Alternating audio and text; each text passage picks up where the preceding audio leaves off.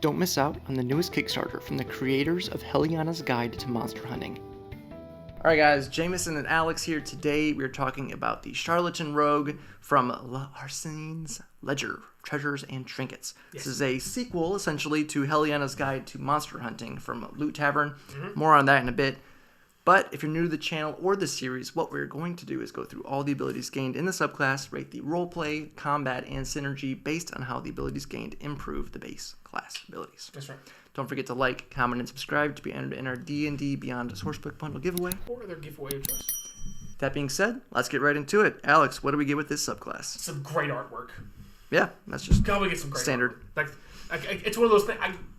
I like to highlight it because it's easy just to scroll past it because there's no words on the screen because it's a whole full page art for the Charlatan Rogue, and you know exactly what this guy's about based on his artwork. He's going to be an absolute problem in more ways than one.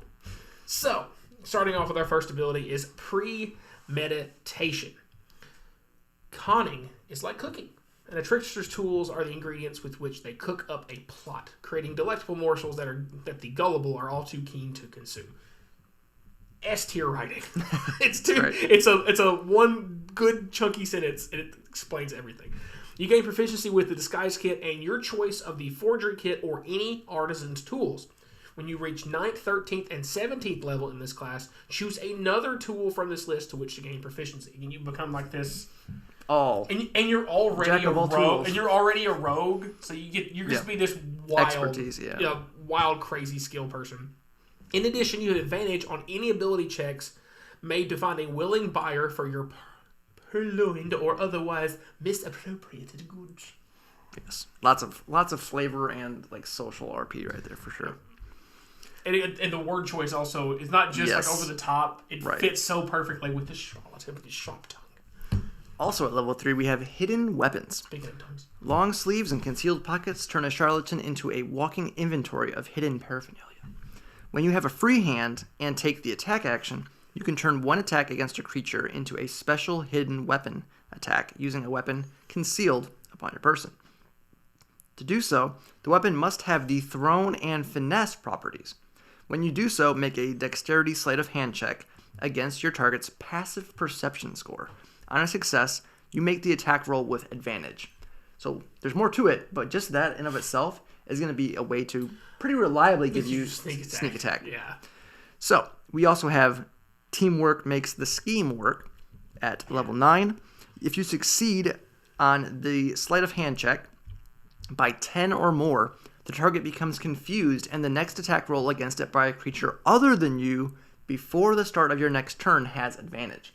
So this is just giving... So it's guiding bolt for a rogue. It's almost a guiding bolt. Yeah, exactly. You do have sneak attack damage. It's going to be like guiding bolt. So if you have sleight of hand, and you get some expertise and stuff... Are you telling me you're not going to take expertise and sleight of hand with it? Yeah, it's going to be pretty solid. If you don't, you're not playing the class right. Your party members are going to love you with that ability for sure. Next up at level 9, we have Costume Change. When you finish a long rest and you have a disguise kit, you can prepare a number of personas equal to your charisma modifier, minimum of 1. These personas are replete with mannerisms, accents, quick change costumes, and even different smells. What a fun specification. They can have different clothing and other belongings. They can seem 1 foot shorter or taller than you, and they can appear thin, fat, or in between.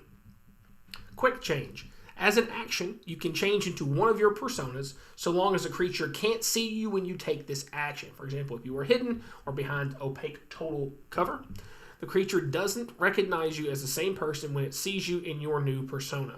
If a hostile creature can't fathom how you might have escaped, it is likely to be suspicious of you even in your new persona. The creature can use its action to inspect your appearance, discerning your disguise if it succeeds, and this is important, in an investigation check with a DC of 8 plus your proficiency plus your charisma modifier.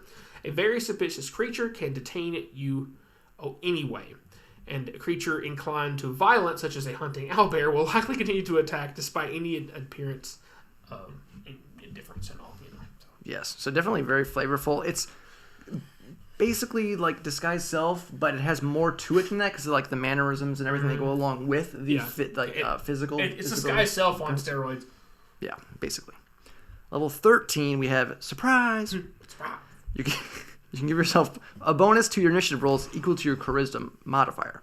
In addition, when you succeed on your hidden weapon ability check, you score a critical hit on a roll of 19 or 20. So, yeah, we'll take that. Attacks. Yes, with the advantage, which you're probably going to get most times, because passive perception scores are typically not very high, plus if you get expertise. Big attack. Yeah, yep.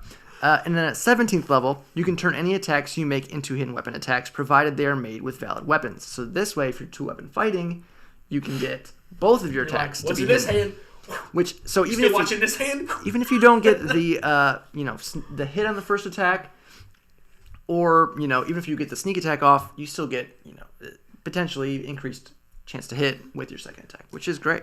So before we get on to the last ability here, we're going to give you a little bit more information about the Kickstarter here from Loot Tavern. Like I said, it's essentially a sequel to the Heliana's Guide to Monster Hunting, crafting things that go along with the crafting rules from Heliana's. There's some familiars and things that go along with that as well. They also have 5 interlinked terrifying hunts, which are basically adventures. Yep. And it looks like with these that you can play them at different levels. It's from levels 3 to 7, 8 to 12, or 13 to 17. So you have like a low, mid, and high tier. Yeah, the 13 to 17 is interesting because there's not a lot of adventures out there that go that high. So there is over 300 different magic items in there that are all with their own unique art. Again, the artwork is just absolutely beyond fantastic. Yeah, it's top tier. Without question. Close to 3 dozen spells or so that are in there that are new, interesting, all kinds of fun things you can add to. And there are 5 subclasses. We've reviewed 2 of those here on the channel, but there are more to be had in there in the Kickstarter. And of course, too, you know how these stretch goals and things work. The more they raise, the more they can add onto the book and just keep it coming on there. But yeah, lots of stuff to this book. Very awesome. And one other thing I want to point out that's really cool is, as an add-on to this campaign, they have a Mimic mug, which is a 20-ounce mug. It looks terrifying. I knew it was there, but I hadn't seen it. It is awesome. That was honestly a genuine reaction. And it's hand painted with non-toxic paint, so you can actually use it as a mug as well. But yeah, it's really cool. Even if don't care at all about the book, this mug is awesome. So that you should is definitely check that out. Yes, for sure. So yeah, very cool. Awesome stuff coming from Loot Tavern, as always. Loot Tavern, why? Make sure you check it out, and you don't want to miss out on this one. Lots of awesome features. Your capstone is harmless. I mean, it's called harmless. It's not harmless, but it's called harmless. When you roll initiative, until an enemy observes you making an attack, dealing damage to another creature, or casting a spell that affects a creature other than you, it considers you harmless. While it views you in this way, and it can see at least one other creature that is hostile toward, it must first succeed on a wisdom saving throw before it can target you with an attack or any other effect. DC of 8 plus your proficiency plus your charisma modifier. Again, also allowing you to just open up on somebody who is unaware, because they have no reason to expect you're going to attack them, even though you're about to. Yeah, so there's definitely some things that can come up with that. So those are all the abilities gained in the subclass. Now we'll move on into the rating portion. First up is the roleplay asterisk. As always, we're talking about roleplay. We're talking about interacting with the world around you, interacting with NPCs, non-combat scenarios, avoiding combat, basically things outside the initiative order. Not talking about your class fantasy, history, lore, background. That's on you as a player. We can't rate you, but we can rate the abilities gained in the subclass and how they might improve your potential in those roleplay scenarios. Yes. Whew. So... yeah. So with this one, there's a lot of great roleplay stuff that you get in this. For sure. Yeah. Obviously, at the beginning, you're just going to get so many different tool proficiencies. That's going to be fantastic. Now, the only thing with that is how often are those going to really come up outside of your forgery kit and your disguise kit, which are tied pretty much into your abilities on here, especially when you do get the costume change, which is another huge roleplay thing. I mean, it's essentially roleplay, but there is a little bit with the quick change thing, an ability to maybe confuse a little bit. Yeah. And as well too, once you do get the capstone, I'm bouncing all over with the abilities here, but try to follow me here. With the capstone, when you do appear harmless, it does tie into kind of this whole disguise thing as well. Things are not as they appear. And with that, there could definitely be some niche RP potential there to turn combats aside or upend them to the point where they see this random bystander who, what is this person doing here?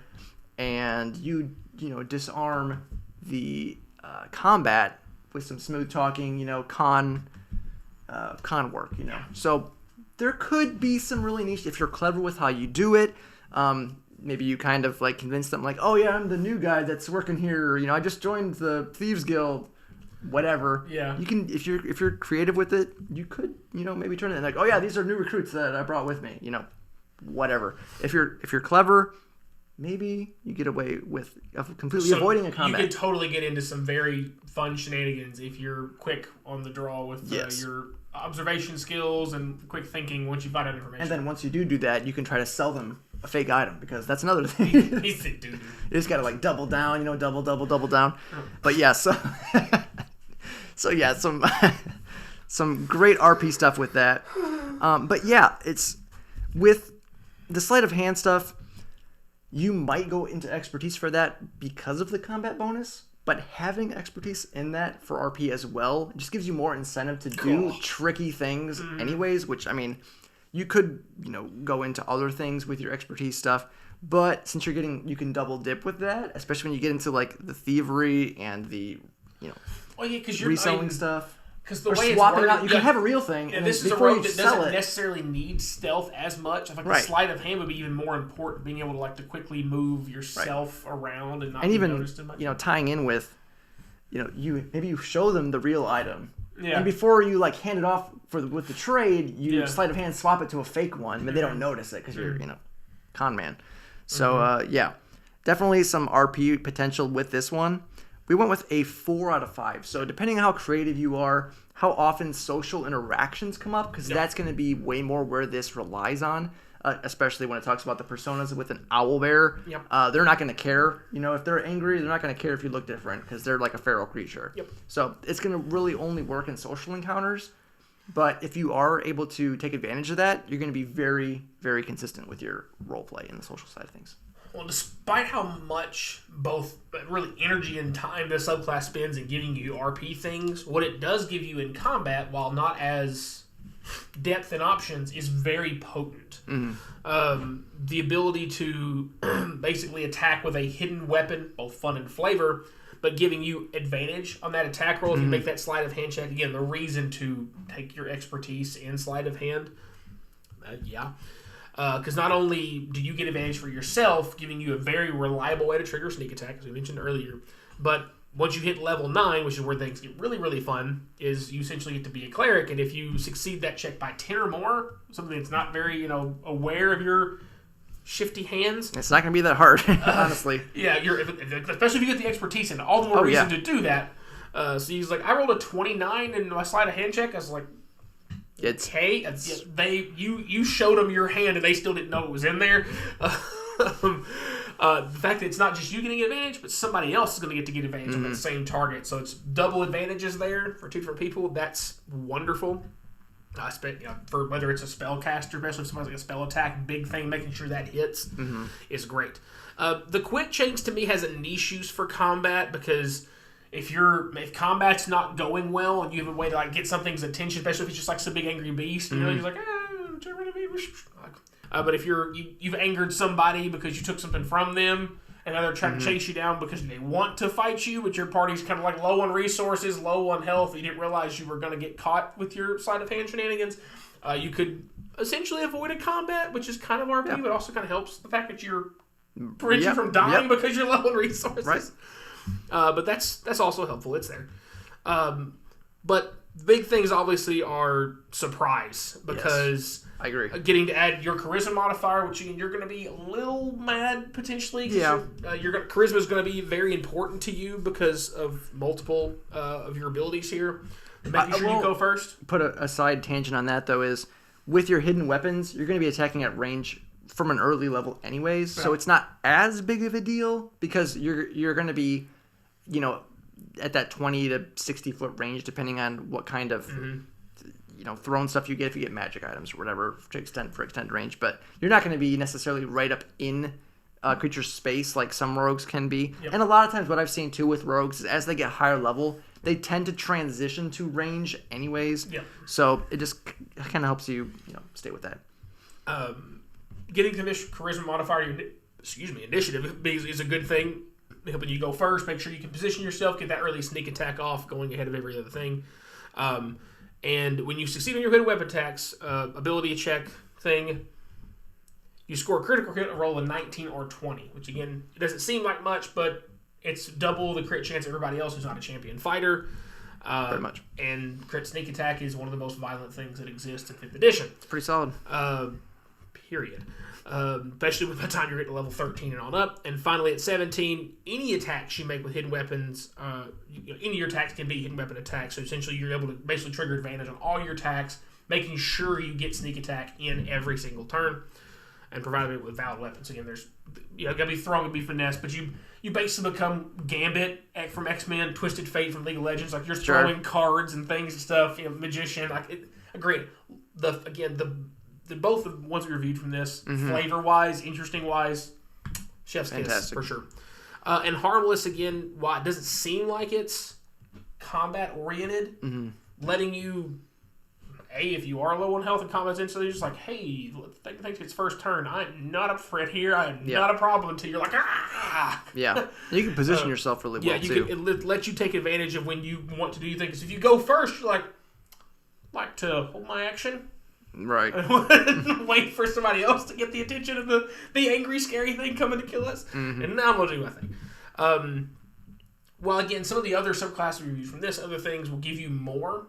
What you do get combat here is so potent, we still gave it a 4 out of a possible 5 for combat. Yeah. When you're giving advantage for attacks for yourself, for somebody else in your party, giving yourself a chance to go first, extra crit chance, more ways to trigger your sneak attack. It's what rogues do. Yeah.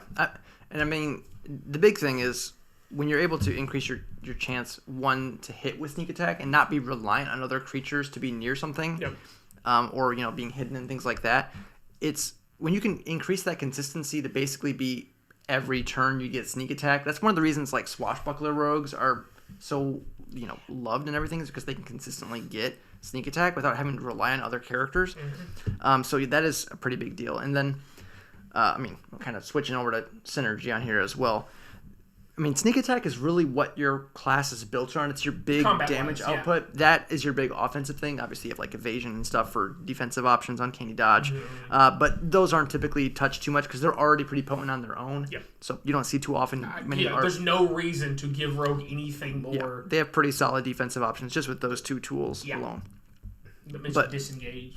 Yeah, right. With their bonus action uses and stuff too, their dash and disengage bonus. Yeah, they have lots of defensive options and mobility and stuff just built in. Slightly upset about it. So typically you do see stuff like this where it's more utility and or offensive abilities because their defensive stuff is already pretty solid. Because Rogue's biggest issue combat wise is the floor moves all the time. Because if you don't get your sneak attack in, you're maybe the worst martial class.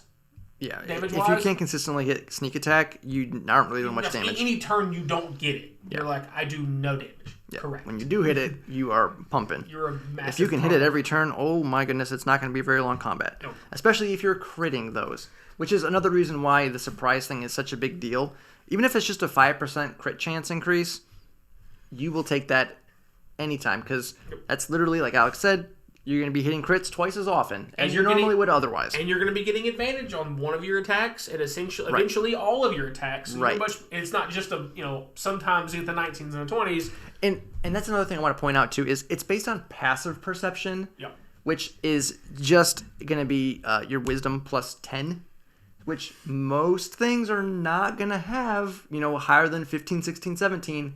And once you get a reliable talent with expertise, you are going to be hitting it every single time, if not giving the bonus advantage guiding bolt type effect as well to a party member, which is fantastic. It's going to be very reliable. You'll miss it every once in a while. Rare party synergy coming from the rogue. Right. Not the rogue needing party synergy.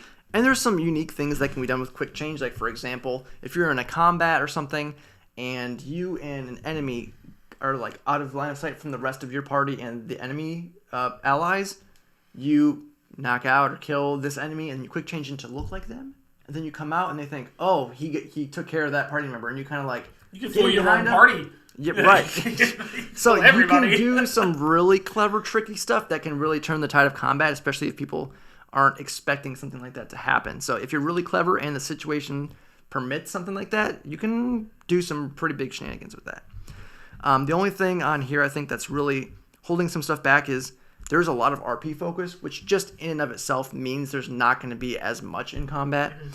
So with that, we went with a 4 as well in the synergy. Some great bonuses to sneak attack, which really pull it and hold it together. Yep. Great offensive options. And if you're clever, you get some great utility. But the circumstances have to be right, and that's why we just landed on a 4, not something higher or lower. It has, I would say, a really high floor and a middle ceiling. The ceiling issue is the right opportunities being there. Because if you've got opportunity, like if you're in a very urban environment, you're dealing with more with people that you can interact with, disguises and try to fool with materials and things, could easily go higher. Right. If you're playing this in a more like adventurous out in the wilderness campaign, probably not going to be as effective. So, right. Exactly. You got to weigh that in as well. But yeah, again, 2 wonderful subclasses from Loot Tavern. Maybe we'll start getting into more of the Heliana stuff because there's some great ones in that too. So let us know in the comments if you want to see some of that. But yeah, make sure you don't miss out on this Kickstarter. Fantastic. We'll have a link in the description down below. Check that out. It's going to be ending pretty soon, so make sure you don't miss it. If anything, I mean, come on, the mimic the mimic mug is just fantastic. I might have to get some of that myself, but yeah. You'll give your child nightmares. Probably, but it'd be worth it. So, anyways, that's going to be it for today, guys. If you enjoyed the video, don't forget to like, subscribe, hit the bell notifications, when all of our new videos are coming out. And as always, thanks for watching.